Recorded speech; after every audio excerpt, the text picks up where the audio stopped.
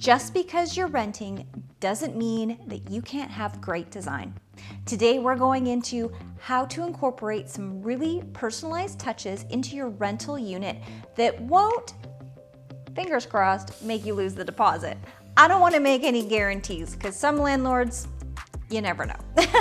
But that being said, we are going to go over some of the easy ways that you can really personalize your rental space and also have it so that it's not permanent or long lasting, and that by the time you move out, it'll be like none of it happened. So this first tip I actually saw many years ago. I can't even remember what it was on specifically, but I did do a little homework because I wanted to bring this one to you guys because it was so creative. So that is taking a fabric and making it a wallpaper. Huh? I know, right? I remember thinking that the first time I saw this too. So if you take a fabric and you apply liquid starch to it, it can actually adhere to a wall temporarily.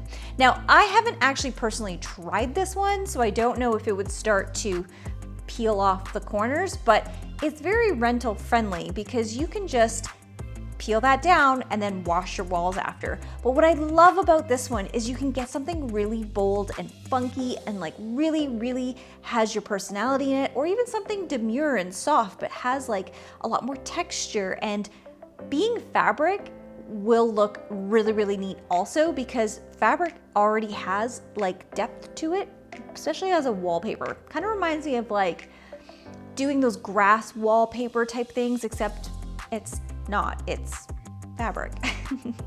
Now I will say, this one apparently is quite labor intensive, so I think it takes a little finagling to get it to work. I think it's great to use it for say like an entryway or maybe an accent wall in a bedroom, just somewhere where you want to add a lot more personality into your rental space. I really think this is such a creative way to just up-level your rental game without it being permanent. Going on that same theme, something else that we see a lot of is peel and stick backsplashes. So you can do this in a bathroom or in a kitchen. Now, I'm gonna put a big exclamation on this. I would say if you go to say Home Depot or one of those big box stores and buy one sheet, test it out first. Some of them have really strong adhesives, so you definitely need to see how strong it is and if it's going to damage the walls. When you have stuff that's just too sticky, or the backing is like basically does its job really well, it could end up pulling off a layer of the drywall, which will be extremely expensive to repair. So this one comes with a little bit of caution. Test it out, find one that's not super sticky but sticky enough that you can then peel off. There is another way to get some of this, and that's through like more of a contact paper that has a nice pattern on it. So perhaps it doesn't look like tile. What I love about the backsplashes is it actually basically looks like a tile, and it has even the grout lines and everything, and it has some depth to it, which is why it looks so much more customized. However, if that's just not working or it's too sticky, you can look at doing a contact paper. Those are basically like a giant wall sticker, and they should also peel off, and you could do a really interesting and detailed backsplash in the kitchen, or perhaps something in your powder room. Or I mean, if you're doing a wall decal, you could even just do something like a beautiful curved detail if you like that kind of boho, modern, interesting vibe, and it'll add some color and life to the space. So there's a lot of things that you can do with that type of detail, and what I love about it is you can bring in color and texture and patterns and really embrace your own personal aesthetic within your rental unit that you can then peel off and go on your way. So here's a great tip if you have an apartment that has really terrible flooring. Whether it's carpet, hardwood, or I don't know, linoleum, you can do this to make it look like you've actually installed a custom rug. What you want to do is you want to get a really large, oversized area rug. You want one that kind of fits pretty much the whole room space. Let's say it's a living room, let's say it's 8 by 12 or smaller, 10 by 10. You want to get a rug that's pretty much that size. And you can put that down and then say put another rug over top that actually kind of sits where your furniture is and looks more, typical. What this does is it gives the illusion that you have a basically a broad loom that isn't what's actually there. It looks clean, nice, and you get to take it with you. So if you move to a bigger place or another place of the same size, you could potentially use that large rug and the smaller rug in your next space as well. So it's nice because you get the look of a finished floor without the cost. Kind of expensive still for a rug, sometimes it depends. And you don't have to deal with seeing like stained or ugly or weird patterns or who knows, right? Like I find when I rented, the floor was okay, but it just was in rough shape. Like it could have been nice at one point, but obviously after many different renters had lived there, it didn't have the same, life to it that it once had. So this can really help up-level the space. Okay, still on this floor, a lot of this stuff is going to be a theme and it involves peel and stick. Peel and stick might be your new best friend when you're in a rental, but it can just make such a difference. And if you know you're gonna be there for a while, I feel like it's worth the investment because you get to enjoy a space that looks great. So say you have a kitchen or a bathroom that has hideous linoleum. I have lived in a few places with some hideous linoleum, and you just need to cover that up because it looks terrible. There are great peel and stick floor tiles that you can actually get for your space that again, peel right off. What I love about the floor tiles is you can get everything from a bold, funky pattern that maybe if it was like your actual, house, you wouldn't commit to, but it looks great for this rental for a temporary living or just your style at the time that you might want to upgrade in a few years. You can also get it to look just like a simple tile if you're not into something bold and wild. I actually had done a peel and stick in my old house. We had this hideous vinyl flooring in the bathroom.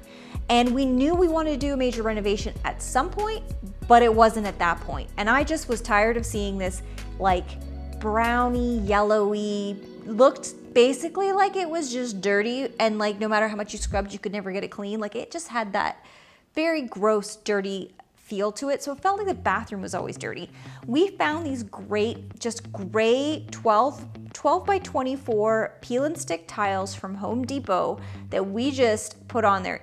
I think it cost me less than $200, maybe even like $100. I can't really remember it right now, but we put that down and it looked literally like we put a tile floor in. It was great. It lasted for the 5 years until we ripped it out and actually redid the whole bathroom. But that being said, even at that 5-year mark, it still could have lasted a lot longer if we weren't doing a renovation. It was great.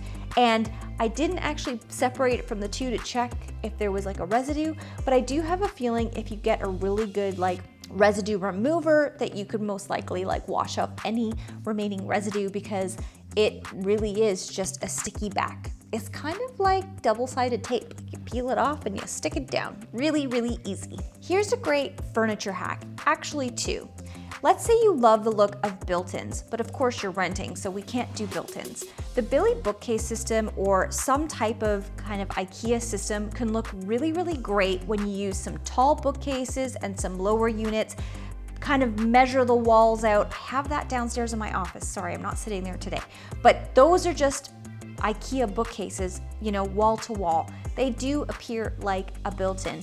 Or you could do a TV unit with a lower section in the middle and the towers up top. Now let's up level this and really make it a showstopper. What you could do is you could get a wallpaper, a peel and stick, or even just paint and actually paint the back of those bookcases, even IKEA bookcases.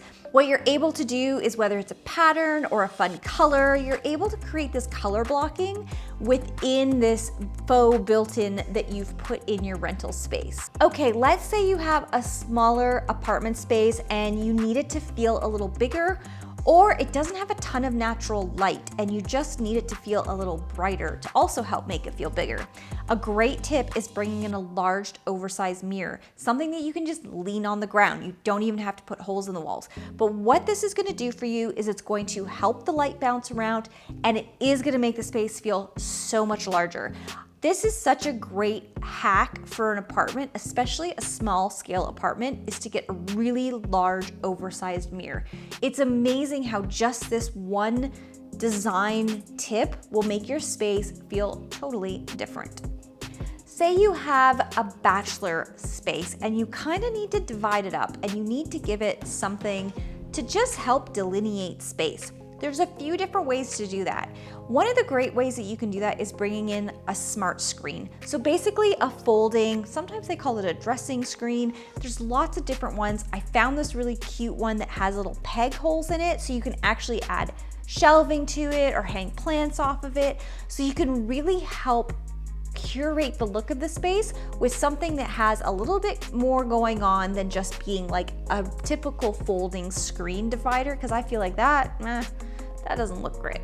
That being said, another great option is picking out a really visually interesting bookcase. Now, this doesn't have to be super tall. It could only be like 50 inches tall. It could have some swooping kind of interest to it. I'll show a picture of one that I'm thinking of right now that would just look phenomenal in a rental space. And let's say you have an open area, bedroom, living room, because it's a bachelor apartment, you could just put that, at the end of the sofa that kind of blocks the bed area, but still allows a lot of natural light to flow through the space. It's also a great place to add plants. Plants will make any space feel better, so definitely add in some plants into your rental space, because that is going to make it just feel better, look better, and I love plants.